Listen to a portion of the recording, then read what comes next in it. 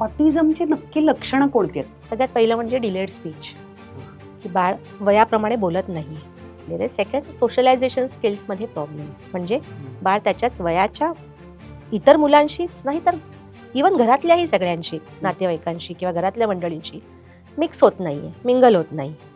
आणि तिसरं म्हणजे प्रेझेन्स ऑफ रिपिटेटिव्ह बिहेवियर, म्हणजे एखाद्या गोष्टीवर फार फिक्सेट होणं.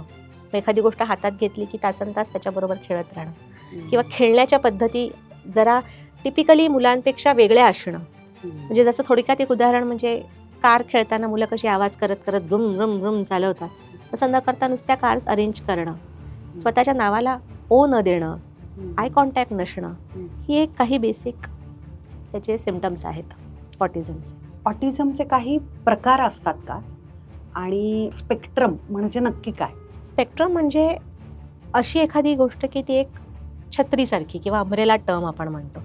काही बाळं काही सिम्पटम्स दाखवतात, काही बाळं त्यातली काहीच सिम्पटम्स दाखवत नाही, म्हणून ह्याला स्पेक्ट्रम म्हटलेलं आहे. म्हणजे कसं या स्पेक्ट्रममध्ये मूल आहे, याचा सगळ्यात चांगली गोष्ट ही होते की आपण त्याला लेबल करत नाही की ते ऑटिस्टिक आहे ॲज सच, पण स्पेक्ट्रमवर आहे म्हणजे काही सिम्पटम्स आहेत त्याच्यामध्ये which can lead to autism. साधारण 3 वर्षाचं मूल झालं की ऑफिशियल डायग्नोसिस होतं करताय, पण त्याच्या आधीच आपण पिकअप करू शकतो ना बाळांना.